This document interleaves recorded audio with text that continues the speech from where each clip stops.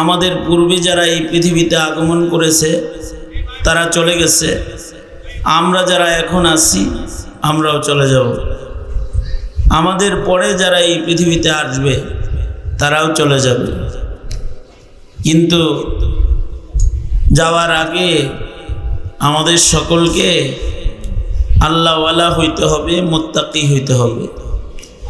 যারা মুত্তাকি হবে মৃত্যুর আগে, আল্লাহওয়ালা যারা হবে, তাদের জন্য ঘোষণা আল্লাহ পাকের, আলা ইন্না আউলিয়া আল্লাহি লা খাউফুন আলাইহিম ওয়ালা হুম ইয়াহজানুন। আলা ইন্না আউলিয়া আল্লাহ লা খাউফুন আলাইহিম ওয়ালা হুম ইয়াহজানুন। আল্লাহ তাআলা বলেন, যারা দুনিয়াতে আল্লাহওয়ালা হবে তাদের ভয় নাই, তাদের কোনো পেরেশানি নেই। যদি কেউ আল্লাহওয়ালা না হয় দুনিয়াতে, তাইলে মৃত্যুর পরে তার পেরেশানি আছে, তার ভয় আছে, আযাবের ভয় আছে, শাস্তির ভয় আছে। আর যদি কেউ আল্লাহওয়ালা হয়ে যায় তাহলে তার ভয় নাই, তার পেরেশানি নাই, তার চিন্তা নাই। আল্লাহওয়ালা কে? আল্লাহওয়ালা হলো সে যার হৃদয়ে আল্লাহর ভয় আছে, সে আল্লাহওয়ালা। যে মুত্তাকি, যারা মুত্তাকি তারা আল্লাহওয়ালা। যারা মুত্তাকি না তারা আল্লাহওয়ালা না। ইমানদার হওয়া সহজ, কালেমা পড়লে ইমানদার হয়ে যায় বিশ্বাসের সাথে, কিন্তু আল্লাহওয়ালা হইতে মুত্তাকি হইতে হয়। আল্লাহওয়ালা হইতে হাফেজ হওয়া জরুরি না, আল্লাহওয়ালা হইতে আলেম হওয়া জরুরি না, আল্লাহওয়ালা হইতে এমএ পাস করা জরুরি না। আল্লাহওয়ালা হইতে ওয়াকানু ইয়াত্তাকুন, ইমানের পাশাপাশি তাকওয়া থাকতে হবে। যাদের হৃদয়ে তাকওয়া থাকবে তারা আল্লাহওয়ালা। যাদের অন্তরে আল্লাহর ভয় আছে তারা আল্লাহওয়ালা। আল্লাহওয়ালা হয়ে এই রিক্সাওয়ালাও যদি আল্লাহর ভয় হৃদয়ে আনে তাহলে রিক্সাওয়ালাটা আল্লাহ। একটা তরকারি বিক্রি করে একটা সাধারণ শ্রমিক, গার্মেন্টস শ্রমিক, কিন্তু তার ভেতরে আল্লাহর ভয় আছে, তাহলে সে কি? আল্লাহওয়ালা। বলেন সে কি? জোরে আওয়াজ করে বলেন। অথচ সে কি একটা রিক্সাওয়ালা অথবা একটা তরকারিওয়ালা। যেমন সাহাবায়ে কেরাম অনেকেরই তরকারিওয়ালা ছিল, কিন্তু তারা আল্লাহওয়ালা ছিল। এক সাহাবী তরকারি বিক্রি করতো বাজারে বাজারে। এই সাহাবী তরকারি বেচত বাজারে বসে বসে, গ্রাম থেকে তরকারি আইনা মদিনার বাজারে দোকান সাজায়া বসে পড়ত। কিন্তু তরকারি বিক্রেতা কিন্তু আল্লাহওয়ালা। এমন আল্লাহওয়ালা যে আল্লাহ তাআলা তার উপরে রাজি। সুবহানাল্লাহ বলেন। নবী তার উপরে রাজি, এমন আল্লাহওয়ালা। রাজিয়াল্লাহু আনহুম ওয়া রাজু আনহু। আল্লাহর রাসূল বাজারে গেছেন, যায় দেখে এই তরকারি বেচেছে, সে তরকারি সাজায়া বৈশা তরকারি বিক্রি করতেছে। তো রিওয়ায়াতে আছে আল্লাহর নবী পেছন দিক দিয়া যায়, তরকারিওয়ালার পিছনে যায় আল্লাহর নবী মাটির ভিতরে বসে পড়ছে। বসে পেছন দিক থেকে তাকে জড়াইয়া ধরছে।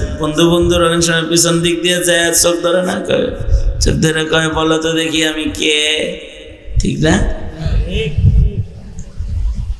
এই তরকারিওয়ালার পিছনে যে আল্লাহর রাসূল বসে পড়ছেন এবং তাকে বুকের ভিতরে জাপটা দিয়া জড়াইয়া ধরছেন।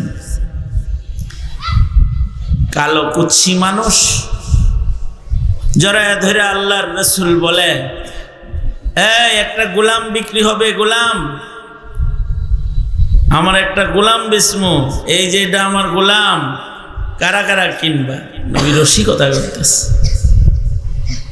এই সাহাবী সে বলতেছে, আল্লাহর নবী আপনার গোলাম হইলে তো সফল হয়ে গেল। হাবিবুল্লাহ যদি কাউকে গোলাম হিসেবে বেচে দেয় তাহলে তার চাইতে সফলতা আছে? আল্লাহর রাসূল বলে, বাজারের লোকেরা দেখো, এটা আমার গ্রামের বন্ধু আর আমি তার শহরের বন্ধু। নবীজি বলতেছেন, এই তরকারিওয়ালা এই লোকটা আমার গ্রামের বন্ধু আর আমি হইলাম তার শহরের বন্ধু। তার মানে আল্লাহর রাসূল কতটা মোহাব্বত করতেছে তাকে। তার তো কিছু নাই, গায়ের রং কালো, টাকা নাই, সে বসে তরকারি বেচতেছে, কিন্তু আল্লাহর কাছে বড় প্রিয়, নবীর কাছে বড় মোহাব্বতের। তার মানে তার ভেতরে আছে তাকওয়াল্লাহ, সে আল্লাহ আল্লাহর রাসূলের মোহাব্বতের ভালোবাসা। যদি এমন কেউ গরিব দরিদ্রও হয় কিন্তু তার ভেতর যদি আল্লাহওয়ালা হয়, তাকওয়াওয়ালা ভেতর হয়, তখন তারা আল্লাহ আল্লাহর রাসূল খালি ভালোবাসে না, ফেরেশতারাও ভালোবাসে, তাকে ফেরেশতারাও ভালোবাসে। এক সাহাবী গরিব, তার ছোট্ট একটা ঘর, বুখারীতে আছে। এই ছোট্ট ঘরের ভেতরে বসে বসে সে আল্লাহর কোরআন পড়তেছে, কোরআনে কারীম পড়তেছে। সাহাবীর ছোট্ট একটা ঘর, তার ভেতরে সাহাবী ঘরের কোনায় বসে বসে আল্লাহর কালাম পড়তেছে, আর সাহাবীর বাচ্চাটা, ছেলেটা তার পাশে ঘুমাইতেছে, আর সাহাবীর ঘোড়াটা তার ঘরের ভেতরে বান্ধা আছে। কিন্তু হঠাৎ ঘোড়া লাফানো শুরু করছে। ঘোড়া বড় হাসাস জানোয়ার। ঘোড়া বলা হয় চতুষ্পদ যত জন্তু আছে, যত হাইওয়ান আছে, হায়াতুল হাইওয়ানে কামালউদ্দিন দেমেরি রহমতুল্লাহ আলাইহি লিখছেন, যত চতুষ্পদ জন্তু হাইওয়ানাত আছে, মানুষের পরে সবচেয়ে বেশি আকলমন্দ হলো ঘোড়া। সবচেয়ে বেশি আকলমন্দ কোন প্রাণী? কোন? এটা তো একটা মুখস্থ করার জিনিস, মুখস্থ করার জিনিস না। মানুষের পরে সবচেয়ে বেশি আকলমন্দ প্রাণীর নাম কি? বড় আকলমন্দ। এখনো আকলমন্দ ঘোড়া যেগুলো রেস খেলে, যেগুলো দিয়ে দৌড় প্রতিযোগিতা হয়, অনেক দাম। সেনাবাহিনীর ঘোড়া অনেক দাম, অনেক আকলমন্দ। প্রাডো গাড়ির চাইতে বেশি ঘোড়ার দাম। একটা ঘোড়ার দাম প্রাডো গাড়ির চাইতে বেশি। এত দামি ঘোড়া এখনো আছে। ওই যুগে মানুষের গাড়ি ছিল ঘোড়া, তখন তার 4 চাকা ছিল না, 4 পাওয়া ছিল। এটাই গাড়ি। যার একটা ঘোড়া আছে তার একটা গাড়ি আছে। বড় হাসাস জানোয়ার, বড় সতর্ক, সতর্ক, খুব সতর্ক ঘোড়া। তার মনিব ঘুমায় ছিল, ঘুম থেকে উঠছে, মনিবের পায়ের আওয়াজ পাইছে, ওর ঘুম ভেঙে যাবে। ও উঠে দাঁড়িয়ে একেবারে প্রস্তুত হয়ে যাবে যে মনিব আসতেছে, আইসা যেন আমারে খোসায় উঠাইতে না হয়, গরুর মতো না লেজে ধরে উঠাইব। মনিব ওর কাছে আসার আগে ও উঠে দাঁড়িয়ে প্রস্তুত হয়ে জিন পড়ার জন্য রেডি হয়ে যাবে। জিন পোষ বসায় দেন, আমার উপরে উঠা পড়ে। এরকম বড় বুদ্ধিমান এবং মনিবের বড় ভক্ত। মনিবের অনেক ভক্ত। এই কানটা ধরে উঠাই দেবো, এখান থেকে কান ধরে উঠাই দেবো, কান ধরে উঠাই দেবো। ওয়াজ শোনা শিখায় চলে যাবো, বাস তাতেই ওয়াজ হয়ে যাবে। এত ওয়াজ করতে হয় সব দিন।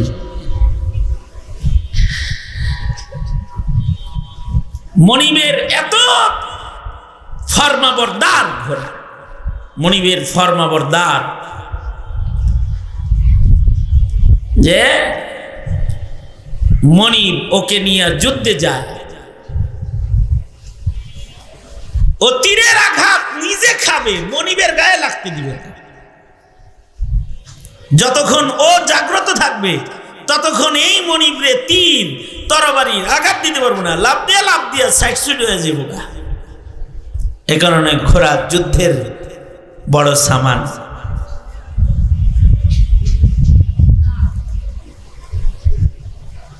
গাড়িও ব্রেক করলে অত তাড়াতাড়ি ব্রেক হয় না, ঘোড়া যত তাড়াতাড়ি ব্রেক হয়। এখনো ঢাকা শহরে পুরান ঢাকায় ঘোড়ার গাড়ি আছে। ঘোড়ার গাড়িতে পুরান ঢাকার লোকদের বিবাহ শাদী হয়। ওকে যদি 100 কিলোমিটার বেগে চালানো হয়, আর যদি পিঠে বসা মনিব হঠাৎ করে লাগাম টান দেয়, তো হঠাৎ দাঁড়ায় যাবে জায়গায়। ওর লাগামের টান দেওয়াতে ওর নাক ফেটে রক্ত বের হয়ে যাবে। নিজে কষ্ট করবে, কিন্তু মনিব ব্রেক করছে, এক কদম সামনে বাড়বে না। এইরকম জানোয়ার। এ কারণে তা আল্লাহ তাআলা এই ঘোড়ার কসম খাইছে কোরআন শরীফে। ওয়াল আদিয়াতি দবহা ফালমুরিয়াতি কদহা ফালমুগীরাতি সুবহা ফাআসারনা বিহি নাকআ ফাওয়াসাতনা বিহি জামআ। এইগুলা কসম খায় যায় কয় কি, ইন্নাল ইনসানা লিরাব্বিহি লাকানুদ। মুবালাগা, লামে তাকিদ, আবার ইন্না। মানুষ বড়ই নাশকর। মানুষ নাশকর এটা বলতে যায় ঘোড়ার কসম খাইছে সবগুলা। দ্রুতগামী ঘোড়ার কসম, যখন তারা দ্রুত গতিতে দৌড়ায়, দৌড়াইতে দৌড়াইতে সে তার ঘোড়ার খোর দিয়ে আগুন ঝরে, এত দৌড় দেয় তার দৌড়ে ধুলা বালি উড়ে যায়, ঝড় শুরু হয়ে যায়, এরকম দৌড় দেয়।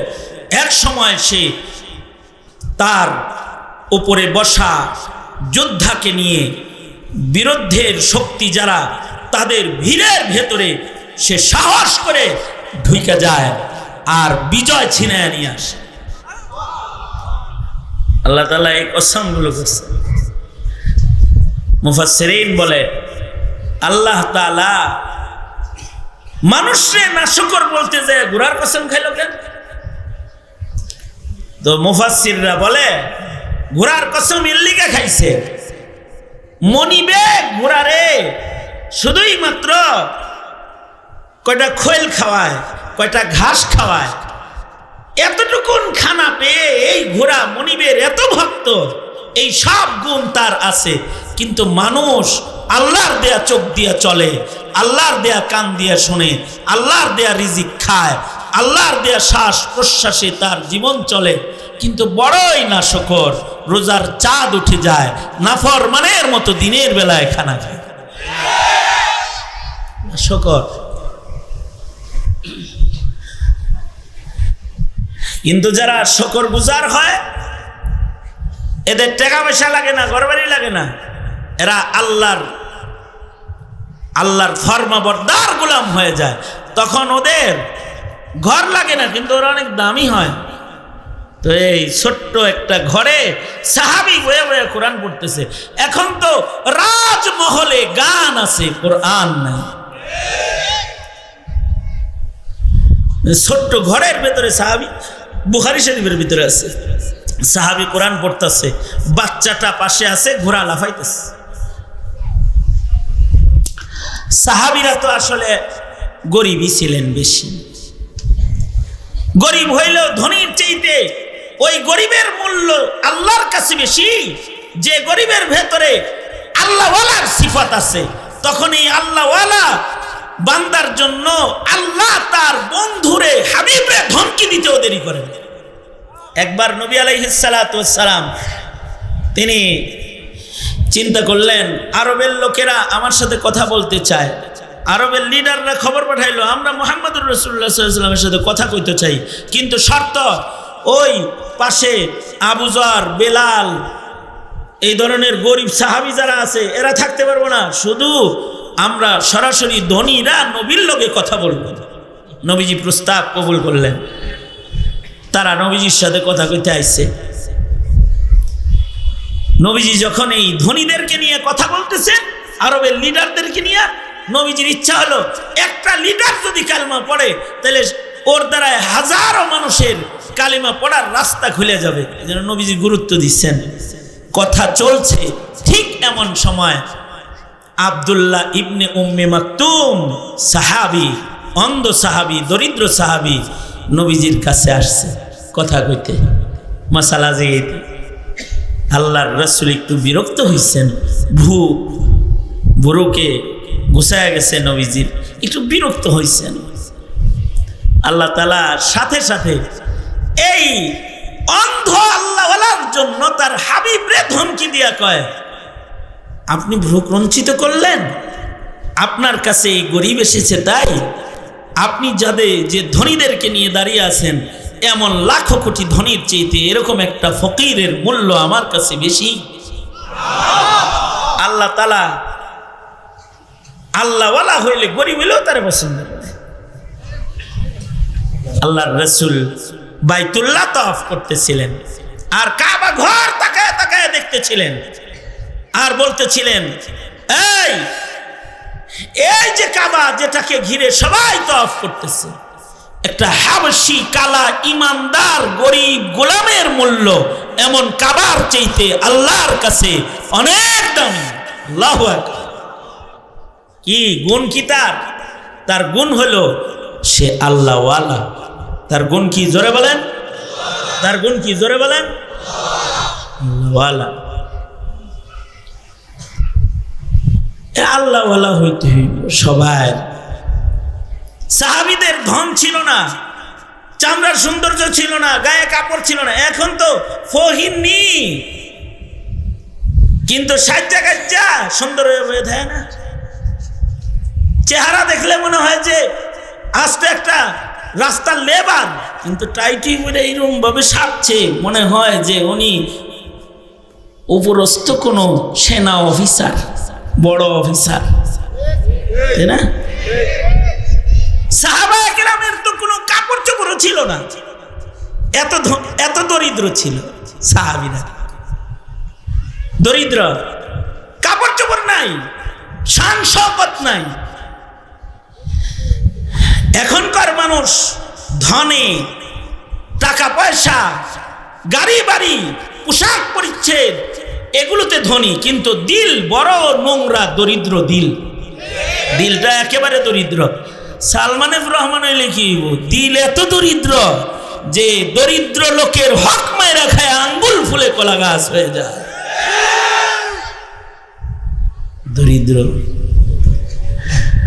আর সাহাবীরা টাকা পয়সায় ধনী না, কিন্তু তারা ঈমান, আমল, তাকওয়া, খোদা ভীতির দৌলতে তারা বড় ধনী। আল্লাহু আকবার। এই দৌলতে তারা অনেক ধনী। বুখারী শরীফে আছে কিতাবুন নিকাহে আর একটা হাদিস আছে, এক মহিলা নবীজির কাছে এসে বলে, নবীজি আমারে বিয়ে করেন, আমি আপনার কাছে বিয়ে বসতে চাই। আল্লাহর রাসূল বললেন, লা হাজাতা লি, আমার বিয়ার দরকার নাই এখন, অথবা বিয়া করার অনুমতি নাই আমার। বিয়া কি আমি আমার ইচ্ছায় করি নাকি? মনে রাখতে হবে নবীজির বহু বিবাহ নবীর ইচ্ছায় না, কার ইচ্ছায়? জোরে বলেন, আল্লাহর ইচ্ছায়। তো নবীজি বলতেছেন, লা হাজাতা লি, আমার আর বিয়া করার অনুমতি নাই, আর বউ দরকার নাই আমার। নবীজি বললেন, নবীজি যে উম্মুল মুমিনিন আম্মা জান আয়েশাকে বিবাহ করেছেন নিজের ইচ্ছায়। জিবরাইল রেশমি কাপড়ে হযরত আয়েশার ছবি নিয়ে আয়া দেখায় কয় এই যে এটা আপনার বিবি, আল্লাহ ঠিক করছে, পছন্দ হয়নি দেখেন তো। আল্লাহর রাসূলকে বলতেছে। এই কারণে হযরত ওমর বলেছিলেন মুনাফিকরা আয়েশা সিদ্দিকার উপরে তহমত দিছে, তাতে কি আপনি পেরেশান কেন? আল্লাহ আপনারে বিয়ে করাইছে না, আল্লাহ বুঝি আপনার ঘরে কোনো নাপাক মহিলা পাঠাইছে, অপেক্ষা করেন তহরাত আসবে, হাদা বুহতানুন আযীম। হযরত ওমর বলছে, সাথে সাথে 10 আয়াত নাযিল হয়েছে, 10 আয়াত। নবী তো নিজের ইচ্ছায় বিয়ে শাদী করে না, বেডি তো নবীর কাছে বিয়ে পাইছে। নবীজি বলছে লা হাজাত লি, বিয়ার দরকার আমার নাই, অথবা আমার বিয়ার অনুমতি এখন নাই। পাশেই বসা ছিল মনীষ সাহেবের মতো একজন সাহাবী, আমার দোস্ত তো বন্ধু তো, তাই এরকম করতেছি। সাহাবী একজন পাশে বসা, সাহাবী কয় ঠিক আছে আল্লাহর নবী আপনার লাগবে না, তাতে কি আমার লাগবে, আমারে দিয়ে দেন। সাহাবী কইতেছে আমারে দিয়ে দেন। তা আল্লাহর রাসূল বললেন ঠিক আছে তোমারে দিয়ে দিলাম, যাও মহরানা নিয়ে আসো। সাহাবী কয় আমি গরিব, আমার মোহর নাই। নবীজি বললেন যদি লোহার একটি আঙ্গুঠিও হয় তাও নিয়ে আসো। লোহার আংটি, লোহার আংটি ওই যে বেছে না বান্যাতি দোকানে, কত এটার দাম? 2 টাকা 3 টাকা 5 টাকায় বেছে না একটা লোহার আংটি। এইরকম একটা লোহার আংটি হইলেও নিয়ে আসো, ওইটাকে মোহর বানায় তোমার কাছে বিয়ে দিয়ে দেই। সাহাবী গেছে আংটি আনতে, গুইরা টুইরা এক হয় আমার আংটিও নাই, আংটিও নাই।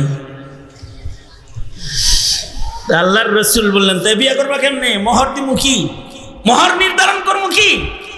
সাহাবী তো শরীয়ত সহজ বানায়, জানে যে নিজের সমস্যা কইতে থাই আল্লাহ একটা সহজ লাইন বাইর কইরেই দিব। আল্লাহর রাসূল সাল্লাল্লাহু আলাইহি ওয়াসাল্লাম বললেন কি মহারানা দিয়ে বিয়ে হবে তোমার?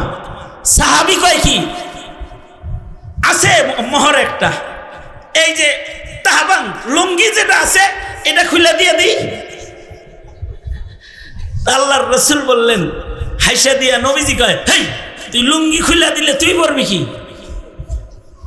লুঙ্গি যদি মোহর হিসাবে খুলে দাও তুমি পরবাটা কি?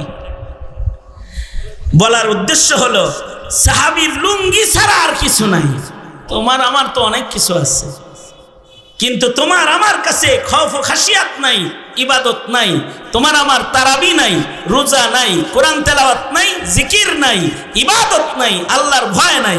সাহাবীর লুঙ্গিও নাই, কিন্তু তার হৃদয় ভরা আছে আল্লাহর ডর, আল্লাহর ভয়।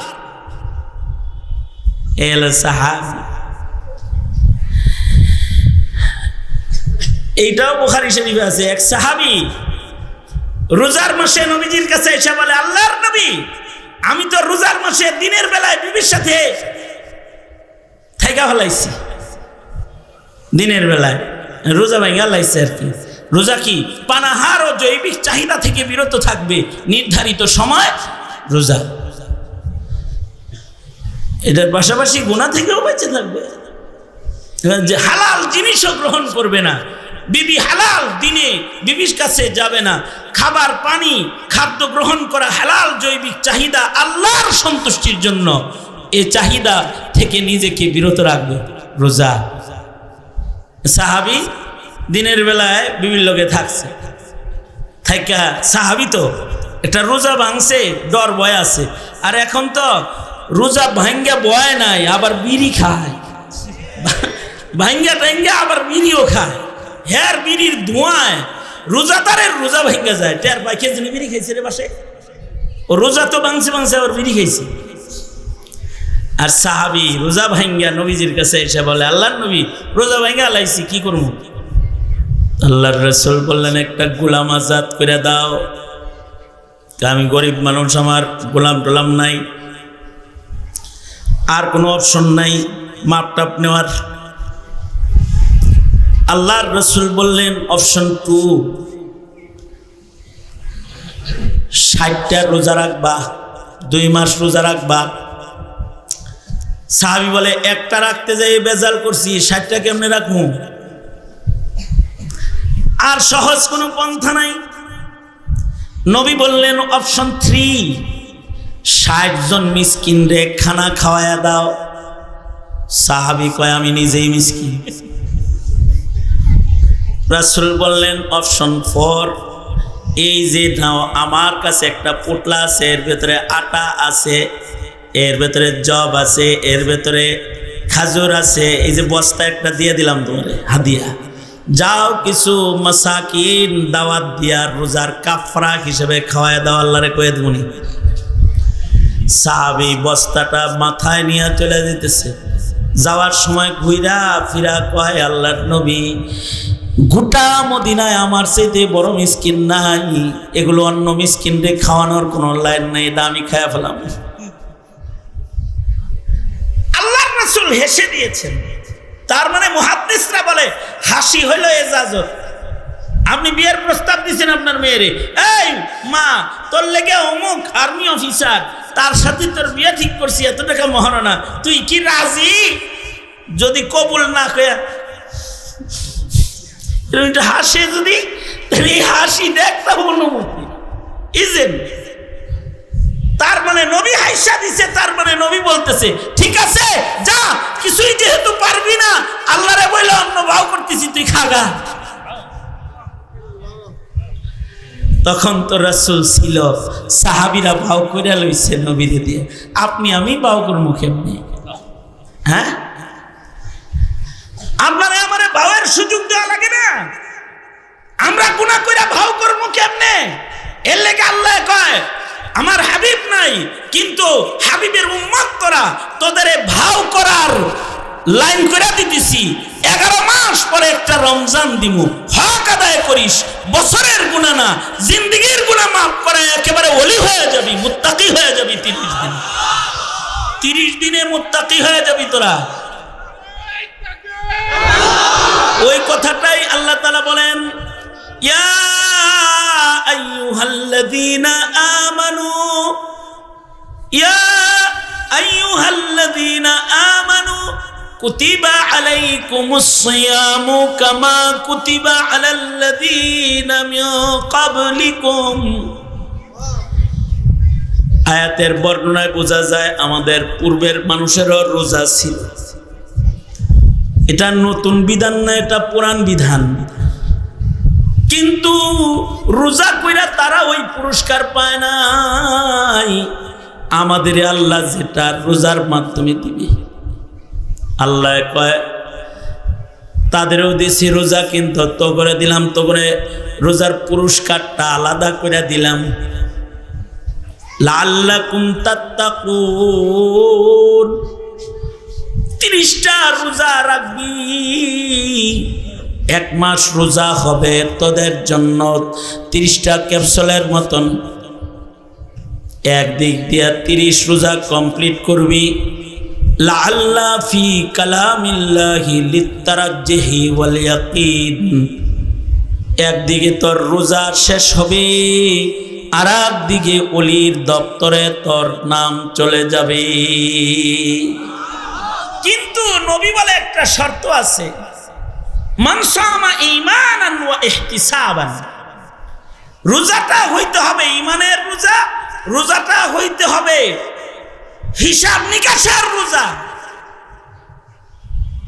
যাতা করা যাবে না, যাতা বলা যাবে না, এরকম রোজা। রোজাকে ভাঙ্গা ছিঁড়ে ফেলা যাবে না, ভেঙ্গে ফেলা যাবে না, রোজাকে নষ্ট করা যাবে না নিজের পাপাচার দিয়ে। যদি এমন রোজা কেউ 1 মাস রাখে, তো তার জন্য রোজার মাস যথেষ্ট। কারণ নফল করলে ফরজের সওয়াব দিয়ে দিব, ফরজ করলে 70 গুণ বাড়ায় দিব। 1 লাইলাতুল কদর ইবাদত করলে 80 বছরের চাইতেও অধিক কাল ইবাদত করার সব 1 রাত্রের বিনিময়ে আমল নামায় উঠায় দিব। আল্লাহু আকবার কাবীরা। আপনারা বলবেন কি কি করণ লাগবো রোজার মাসে? আমাদের কিচ্ছু করণ লাগবো না, গুনাহ করেন না। কয় রাকাত নামাজ পড়ন লাগবো? বেশি নামাজও পড়তে হইব না, শুধু তারাবিটা পড়েন, এশার নামাজ পড়েন, আরামে ঘুম যায়েন, ফজরের নামাজ জামাতের সাথে সেহরি খায়া পড়া আরাম করেন, পাপাচারে যায়েন না। রাত ভরা দাঁড়ায় দাঁড়ায় কোরআন পড়া, নামাজ পড়া সবার কাম না, সাহাবীরাও সবাই এগুলো পারে নাই। হ্যাঁ, কেউ কেউ সারা রাত দাঁড়ায় নামাজ পড়ছে,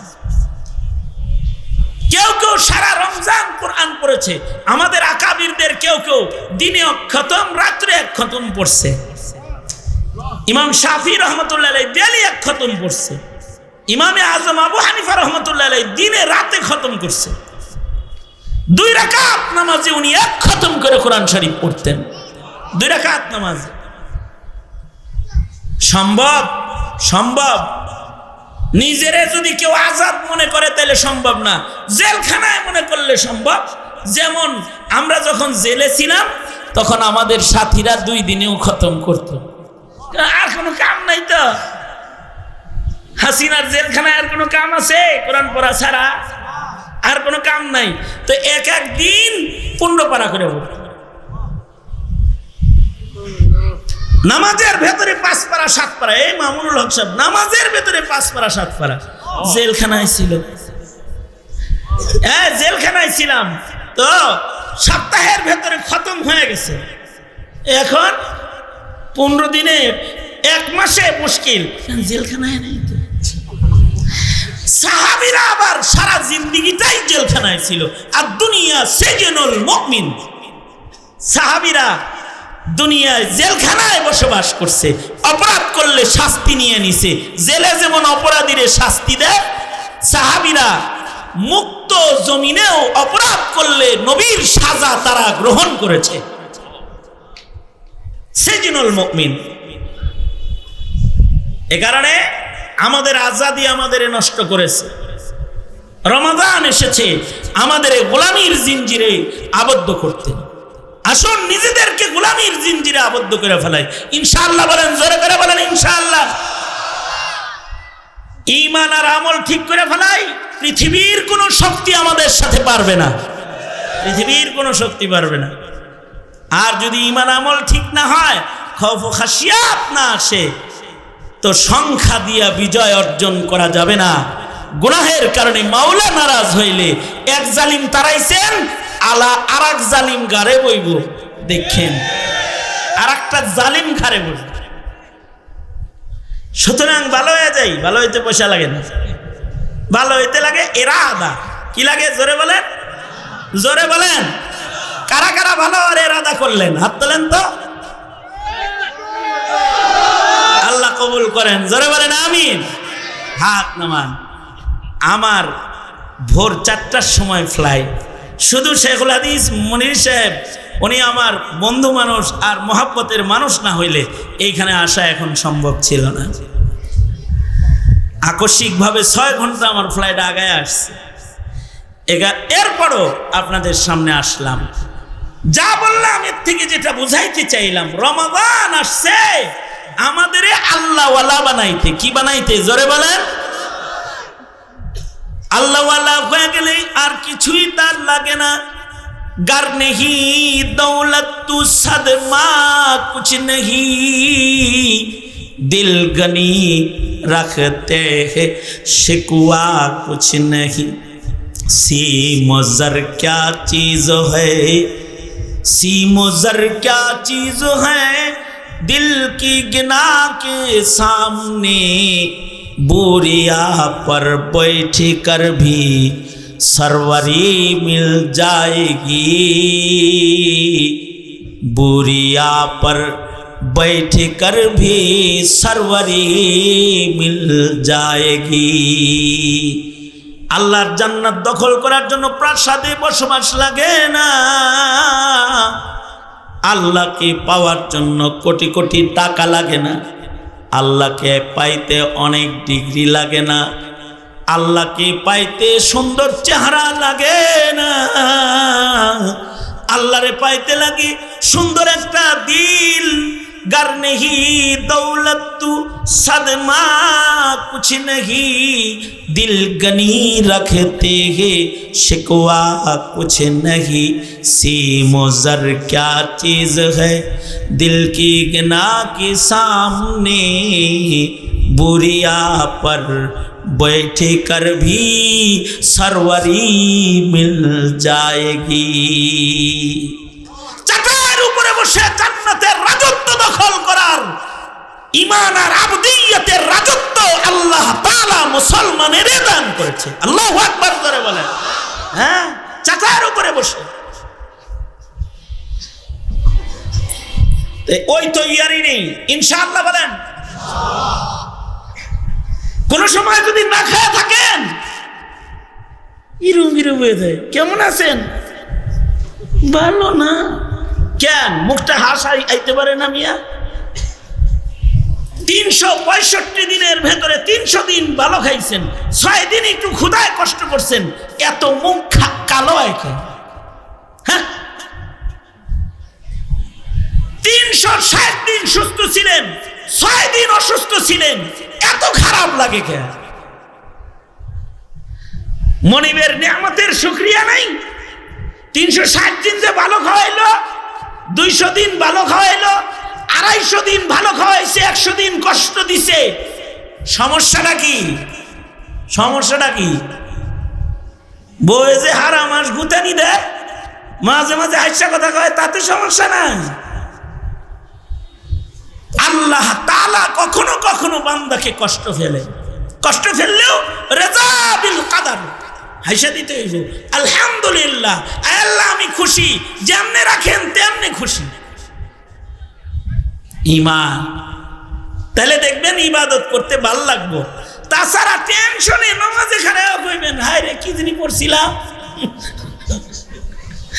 আবার সূরা ফাতিহা অর্ধেক করে আবার শুরু করবেন কি জানি পড়ছিলাম কোন সূরা জানি মিলাইছিলাম কয় রাকাত জানি পড়লাম দিলের ভেতরে সুকুন আর ইতমিনান আনতে তাকওয়া লাগবে তাকওয়া আসলে ইতমিনান এসে যাবে তখন চাকায় বসে জান্নাতের রাজত্ব দখল করার উপযুক্ত হওয়া যাবে কোনো কথায় কষ্ট পেয়ে থাকলে মাফ করে দিয়েন ওয়াজে যখন আয়েন খালি তো মিঠা মিঠা কথা শুনতে আসেন এই কারণে তেরা কথা আপনাদের ভালো লাগে না আমরা মাঝে মাঝে ইচ্ছা করেই রসিকতা করেই তেরা কথা কই তবে আমরা এই মিল্লাতের আলেমরা তেরা কথা মৌলবীর তেরা কথা রিমান্ড দিয়ে বন্ধ করান যায় না এরা নায়েবে নবী এরা রাজা বাদশাকেও ছাড়ে না হাসিনারেও ছাড়ে নাই আর জালেম সরকারেও আলেমরা ছাড়ে নাই কাউকে ছাড় দেয় নাই এখন যারা আইছে তারা কি হেডার চাইতে বেশি এখন হয় না সুতরাং ভালো হয়ে যায় সবাই জালেম না বনো গোলাম বনো জালেম হয় না চাঁদাবাজ সন্ত্রাসী উশৃঙ্খল কোন হাইওয়ানের খাতায় নাম লেখাবা না আপনার খাতায় নাম লেখা বাস তাহলে মরে যাইবা মৃত্যুর দরজা যখন আইব এক পা থাকবো দুনিয়ায় আর এক পা থাকবো জান্নাতের ভেতরে ওই যোগ্যতায় আমাদেরকে অধিষ্ঠিত করতে এসেছে রমাদান সুতরাং রমাদানের কদর করবো তো ইনশাআল্লাহ আল্লাহ ওয়াদা করিতেছি আমরা রমাদানের কদর করবো ইনশাআল্লাহ আল্লাহ তৌফিক দান করেন আমিন